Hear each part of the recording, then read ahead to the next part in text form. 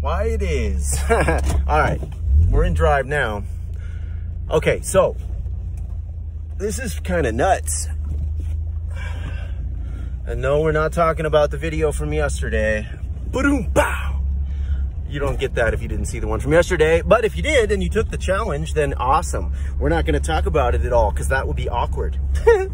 Okay, so basically this is, it's really, it reminded us of something that we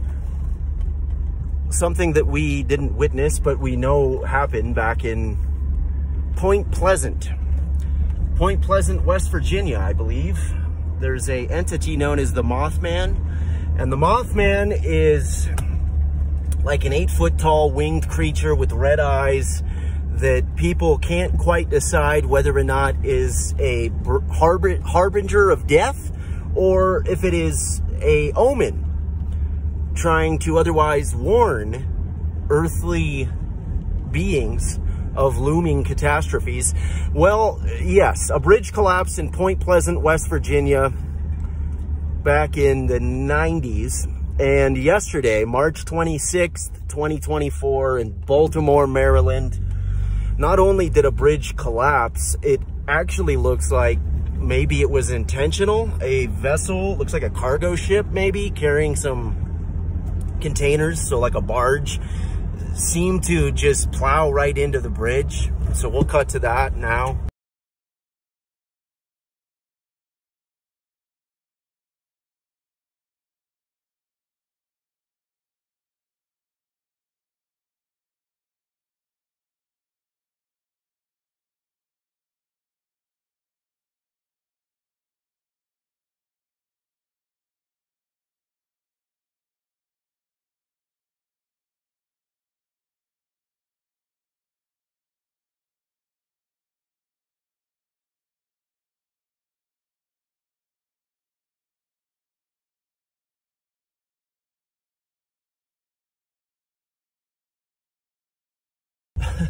Why do we do this to ourselves? Well, I mean, admittedly, it does help us wake up. If you want to kick the coffee, you should subscribe to Immigrant News, essentially. We like to keep our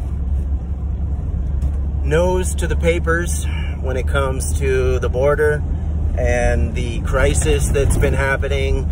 And by crisis, we mean literally border that is just open, okay? And we don't know how many American citizens are aware of this problem, or at least the severity of this problem. They're literally, this was their bipartisan plan. In other words, this was the deal Republicans and Democrats came together to work on a solution for, and they proposed that we have a limit. So we only allow something like 5 million illegal people to come in. But any more than that, so it's 5,000 a day. 5,000 illegals can come in legally every day, but any more than that, well, it's back to being illegal again. No, that is not a solution. That is absolutely just preposterous. And it's coming after there's been nothing but denial from the administration and those in power, saying that there's no problem at the border, saying that this is normal influx, it ebbs and flows, yada, yada. And this is all actually on the coattails of them changing the language. Have you heard a mainstream broadcast call migrants illegals or aliens? No, we hear them being called migrants, seasonal workers. But here's the thing, okay? Their very first act was to break the law. If your very first act coming to this country was one of going against the principles this country was set up for and that all of us have to live by, then no, we should not cater or pander or make any sort of exemptions for you. There are people who have applied legally and are on lists waiting to come here. There are people who have been accepted and had to take a vow to this country. They had to swear oaths to America, okay? Not only is this insulting to all of them who went through the legal processes, but it is completely just a slap in the face to all of us working class citizens who are already struggling when it comes to trying to gain our independence from the system, not being dependent on food stamps or Social Security or government programs. And not that there's anything wrong with that. There's not. In fact, arguably, how can one get by without it? Okay? We saw recently Bernie Sanders was back in the news for suggesting a 32-hour work week.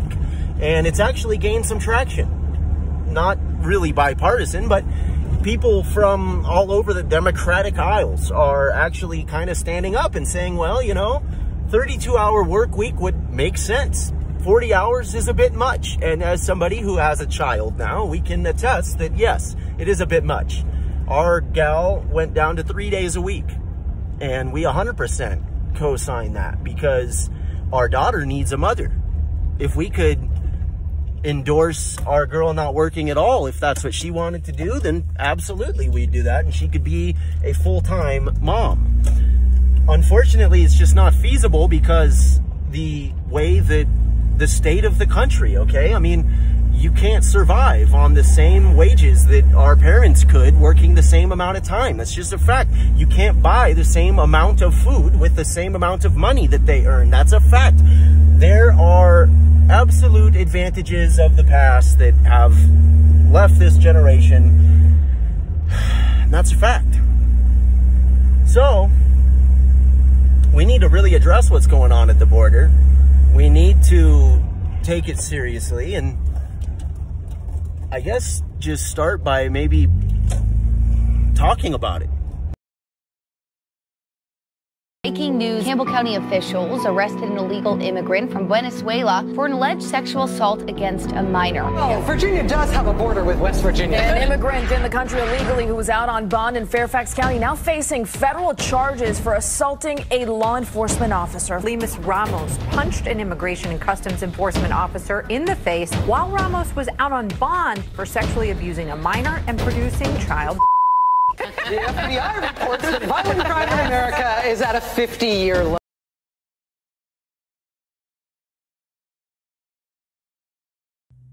DAAMN.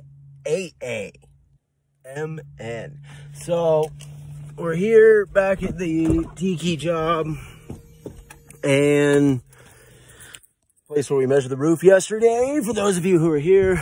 So, essentially, we just rediscovered an old interview of Dr. Peterson on the Joe Rogan podcast. And this was actually 5 years before we even knew who Peterson was or ever even heard about him. And he outlines a lot of really crucial elements that led to our becoming who we are today. So, without any further explanation, Jordan basically goes into a little bit about his own history. He talks a bit about what rose him to prominence, his own beliefs based on what his experience has been. And then him and Joe kind of chop up a few different things. Opportunity of outcome is one of them, as opposed to opportunity of equality. We didn't know what the difference really was, at least not as articulately, until Dr. Peterson was able to explain it. Some of his old videos that are just lectures of him actually teaching as a professor in university, that's what that was our very first exposure to the doctor. So anyway, we'll jump back in maybe halfway through. He does go in to talk about the future authoring program, which is something we have not done yet, but it sounds like we damn sure need to. We do have Peterson's book. We've read his 12 Rules for Life, and it doesn't quite do it for us the way his conscious stream of thought does. We relate a lot to the way that his brain operates. We just don't really have the credentials to back it up, or the life experience, or fill in the blank. He is a very, very smart individual. Not that we aren't. We just sometimes are maybe a little too smart to be that smart. All right. Liberation Collective, isn't that the group that somehow thinks that white people are inferior because they don't have enough melanin? Yeah, so they it was started by a woman who said exactly that. She's a black supremacist, and she said that the reason the reason that white people are inferior is because they don't have enough melanin in their skin, and melanin apparently is this agent. It's obviously it's a pigment, but it's apparently this agent that transforms cosmic energy into wisdom. I mean, she's completely. You can make up your own mind about her. And then the other person who started the Black Liberation Collective is a woman who used to work for the University of Toronto Students' Union, who is now being pursued by that students' union for embezzling $300,000 from that organization with the help of a couple of her cronies. Well, why let a few facts stand in the way of abolishing racism? Yeah, well, they also are perfectly willing to promote violent means of social transformation, and the university claims that it's in favor of safety. You know, because they've gone after me because my refusal to use compelled pronouns has apparently made the campus unsafe. But they're perfectly willing to take advice from the Black Liberation Collective, and not only are they willing to take advice from them and not disavow them despite their support for violent means of social revolution, they're also pushing equality of outcome on their employees. And the people who taught their mandatory anti-racism and anti-bias training program said outright in their training material, which I have copies of, that any institution that doesn't have equality of outcome as part of its characteristic at every level of the power organization is corrupt and should be restructured. Wow. But that pales in comparison to my refusal to use compelled pronouns, obviously. I just don't understand how this gets so far. I just don't understand how no one has, there's no rational thinking involved in the administration and the people that are implementing these ideas. I just don't understand how it gets to the point where... things get to terrible places one tiny step at a time. You know, if I encroach on you and I'm sophisticated about it, I'm going to encroach 2 millimeters. I'm going to encroach right to the point where you start to protest. Then I'm going to stop. Then I'm going to wait. Then you're going to calm down. Then I'm going to encroach again right to the point where you protest. Then I'm going to stop. Then I'm going to wait. And I'm just going to do that forever. And before you know it, you're going to be back 3 miles from where you started, and you'll have done it one step at a time. And then you'll go, oh, how'd I get here? And the answer was, well, I pushed you a little farther than you should have gone, and you agreed. And so then I pushed you a little farther than you should have gone again, and you agreed. And if anybody's interested in this sort of process, and this is a horrifying book, if you want to read about how this process works, you can read a book called Ordinary Men by Robert Browning.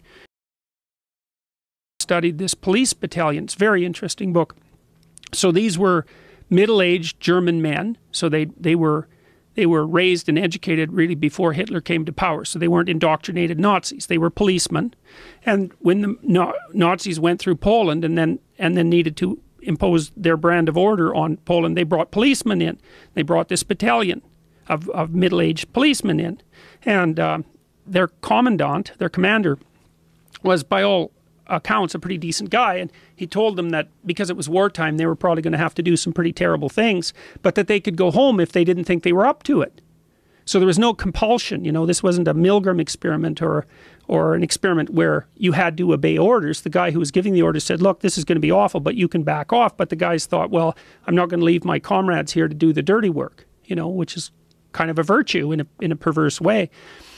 And then Browning details how they went from ordinary policemen to guys who were taking naked pregnant women out into the middle of fields and shooting them in the back of the head. And they were physically ill during most of the transformation process. You know, they started out by rounding up the Jewish men between the ages of 16 and 65. Well, you know, you can kind of understand that because you're at war. And then, well, then they put them in stadiums. And then, well, then they had to shoot some of them. And then they had to load them on cattle cars. It was like one step at a time. These guys were having a dreadful time of it. They didn't stop. They didn't stop. And so that's how things get to where they are now, is that, I mean, I know they're not at that point, and I'm not trying to make the case that they're at that point. Well, you're one of the first people that's sounding an alarm, that there's a real issue with controlling people. There's a real issue with controlling dialogue, controlling the way people communicate, and that these ideologies, although seemingly innocuous, they can take you down very dangerous roads. Yes, well, seemingly innocuous ideology. Those words, innocuous ideology, those words do not go together. There are no innocuous ideologies.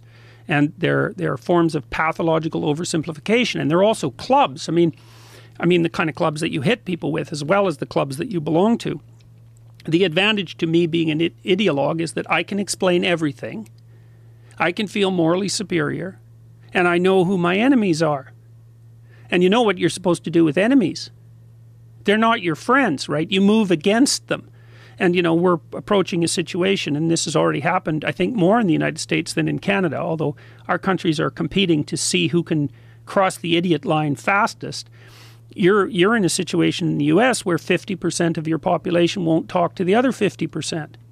That's not good. And I would say it's more pronounced on the left liberal side because they regard everybody who voted for Trump as essentially as an enemy. It's like, hey, people, that's 50% of your citizens. You might think about talking with them. He's absolutely right. If we keep alienating each other to the point where we dismiss the other's ideas or argument based on their history or based on something that has nothing to do with the topic at hand, what we're doing is we are essentially determining what constitutes truth, and we're using a different metric other than, oh, I don't know, the truth.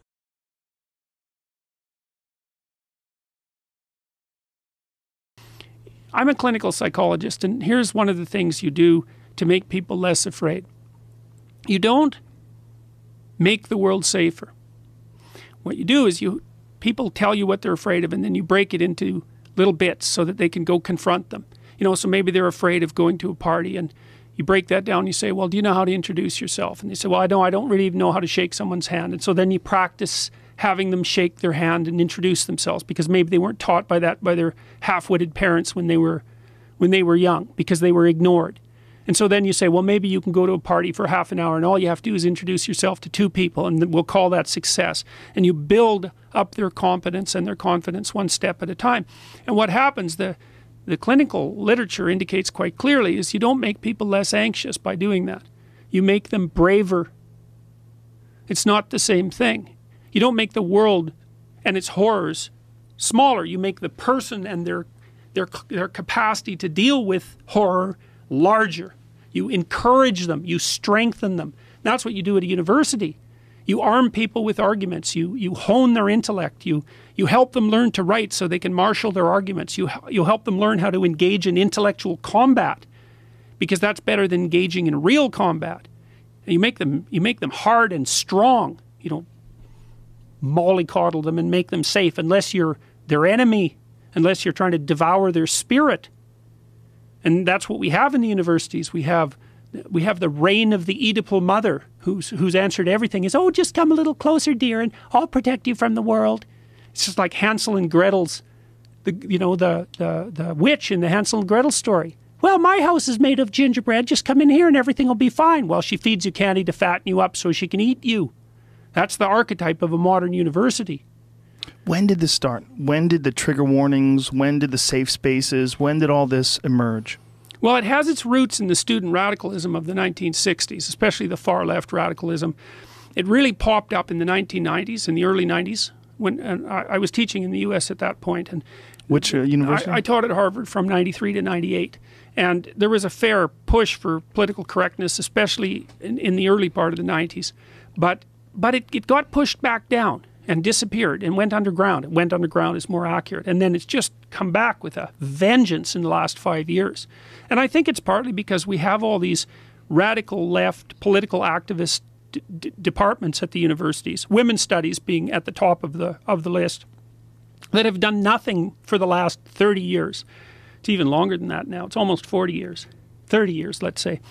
Have done nothing but produce a never-ending stream of ideologically minded counter-civilization political activists. And that's all subsidized by tuition and by the public purse. And that's another thing we really got to ask ourselves, is why the hell are we subsidizing revolution? Why are we doing that? It's crazy. And it's dangerous. It's dangerous.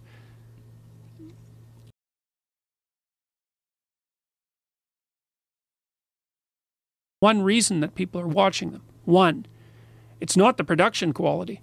The audio's okay, and I'm a good speaker, but it's not the production quality. The reason they're watching them is because they want to know. And that's something that's really cool about YouTube. And YouTube also seems to be quite skeptical about advanced production values. You know, the people who are popular are often people like you who are basically sitting there talking and everyone's listening. It's like, oh, well, people are actually talking about something, and this turns out to be interesting. It's like the rebirth of genuine journalism. So yeah, YouTube's God only knows what YouTube is, but well, I think it's the a internet social in general, revolution. I believe you're right, and I think the internet in general is this really new thing in terms of the ability to express yourself. I mean, it's only existed for 20 plus years, and in terms of human history, that's a blink of an eye. And it's only really been used, as you've described, over the last couple of years in this form. And I think it also is responsible, I think, for a great deal of the rise of the popularity of the social justice movement. I think it's a double-edged sword. I think these echo chambers and these people that do find these patterns of behavior that they subscribe to. And I think that's a part of the problem with ideologies in general, is that instead of thinking for yourself, you subscribe to a predetermined pattern of behavior and you lock in, like, this is what I'm supposed to believe, this is what I'm supposed to enforce, this is what I'm supposed to side with, and you go with that. One of the good things about the internet is that it is potentially possible to see contrary viewpoints and analyze them in the comfort of your own home and being by yourself and looking at maybe one of your videos, and maybe someone would come to your, and I'm sure a lot have come to your videos in anger, mad at you, and then listen to your points of view and listen to how clearly you've established all of these positions and what you actually feel is the problem with these positions in a very calm and very rational and a very well-educated point of view. I think these people, they have the potential to be at least informed, and because I've had lots of letters, obviously, maybe, I don't know, 2,500 letters maybe to my email accounts now about this, and a very large number of them, maybe 200 letters, 150 to 200, have been from people on the radical left who've written to me and said that they can no longer speak, because the authoritarian types, the PC authoritarians, have got so controlling that their once fashionable position is now being deemed unacceptable, and they're alienated and excluded. Again, alienating, excluding, not good. Can we agree on that at least? If not, then let's have a healthy, structured debate on it at thatdamntalkspot.locals.com, ending this little brief exposure to Dr. Peterson here is going to be a bit about the self-authoring program we mentioned earlier, and he talks about what it is, why he developed it. We're going to do it. Let's do it. Together in this self-authoring suite to help people write about their past, to sort it out in a detailed autobiography. It asks you questions about your past. It says divide your life up into 6 epochs, and then divide each of those, that might be, say, birth to kindergarten, and then maybe elementary school, and then maybe junior high school, however you want to do it, and then to write about the emotionally significant events in each of those epochs, and then to describe their effects on you, and then to analyze how you did in those situations, what you might have done differently, what you might do differently in the future, to straighten out your past. And I've done that with my students in my Maps of Meaning class for about the last 10 years, and some people have written 15,000 words. It's not that uncommon for students to write 15,000 words in their autobiography. Wow. So that's such great advice. That's such great advice about reconciling with your past, because so many people just carry it around. Yeah, well, if you're thinking about your past, what it means is you haven't analyzed the causal chains. Because you might say, well, why do you remember your past? Well, you might say, well, it's in order to have an objective, record of the past. It's like it has nothing to do with that. There's only one reason you remember the past, and that's to be prepared for the future. That's why you remember the past.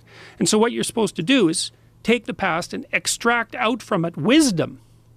And wisdom is the ability to avoid stumbling blindly into ditches. And so you think, well, here's a time in my past I stumbled blindly into this horrible ditch and terrible things happened to me. It's like, okay, you need to take that apart. You need to figure out, how was it that events conspired with your participation, voluntarily or involuntarily, so that terrible consequence emerged. You need to know why that happened and how you could react differently in that situation. And as soon as you do that, your brain will leave it alone. It won't obsess you about it anymore, because the anxiety-producing parts of your brain are basically trying to tell you where there are obstacles in your environment. It's like, look out, don't go there, don't go there.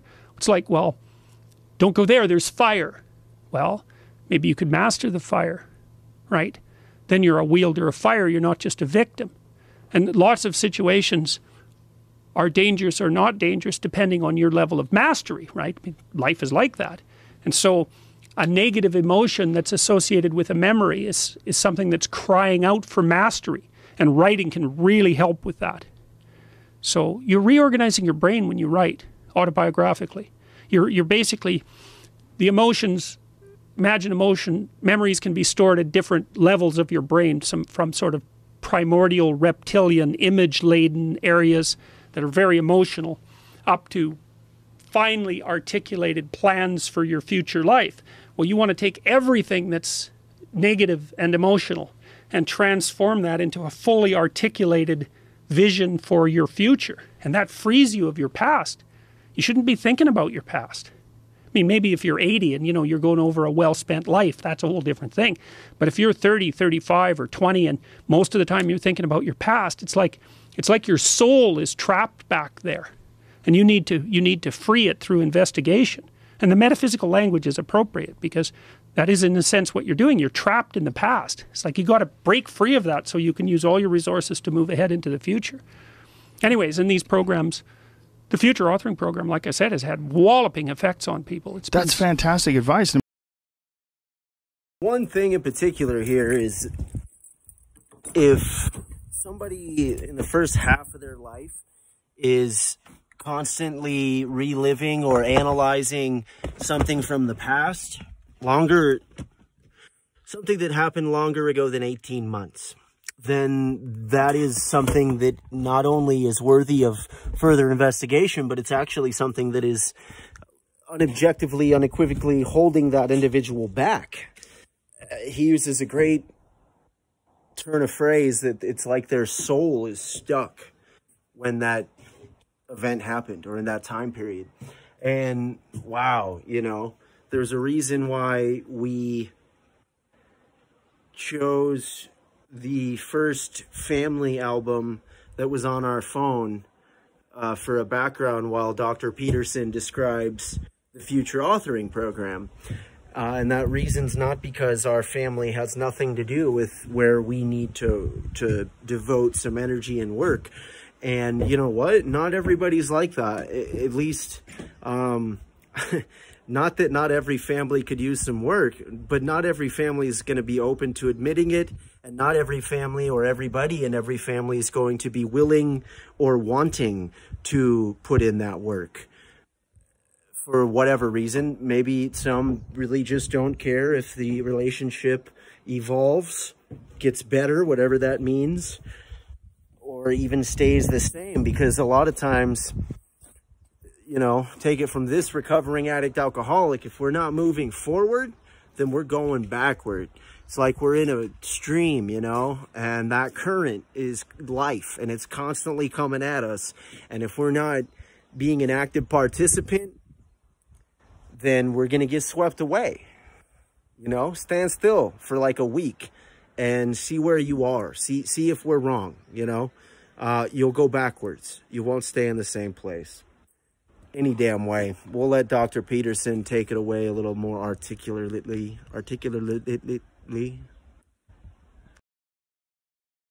A regular person have access to this? It's called self-authoring. So that's S-E-L-F, authoring, like writing a book, selfauthoring.com. And the programs, I gave away the Future Authoring Program. I think it might still be free.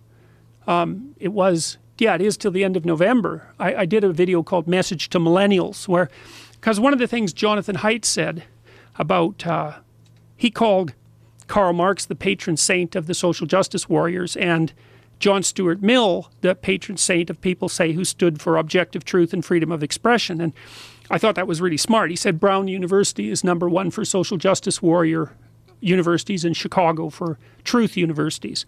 But one of the things that Marx has over John Stuart Mill is that Marx is a social revolutionary, and young people like to think about ways to change the world, right? And that's actually a positive part of their development. It's a stage that the developmental psychologist Jean Piaget called the messianic stage, and he associated that with late adolescence.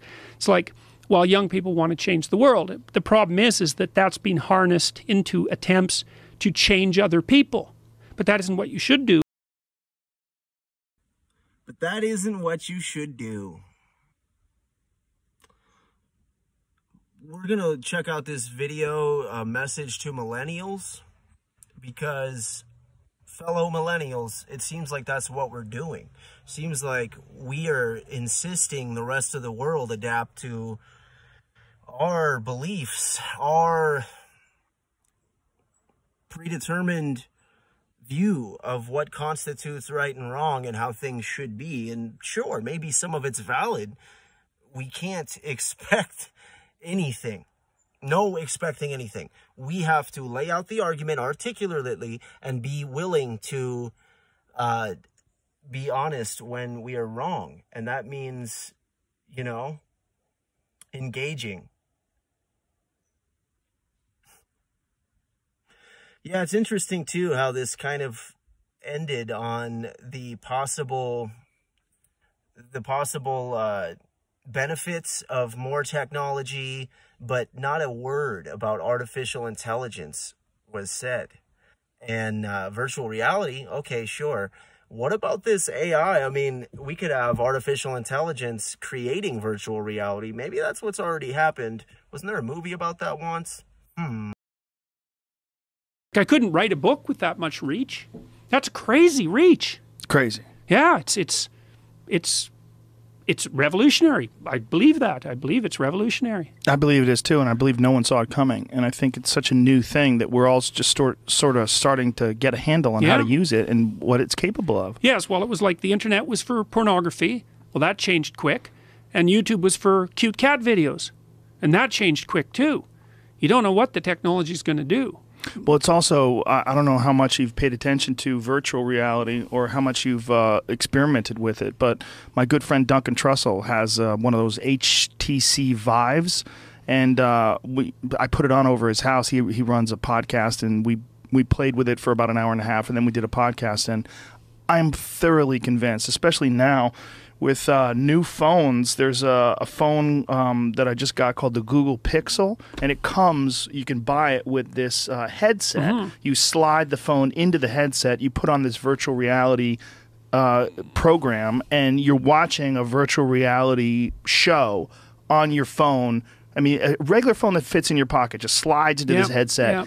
You could do not just a two-dimensional thing where you're showing a lecture and showing images and having a discussion and putting these images in the background or in the foreground and have the audio over it, but rather you could have three-dimensional things where you could show a city, a village, a mountain range. You could show geometric patterns. You could get involved in, I mean, it could be used for a million different things, and not just for entertainment, but also for education.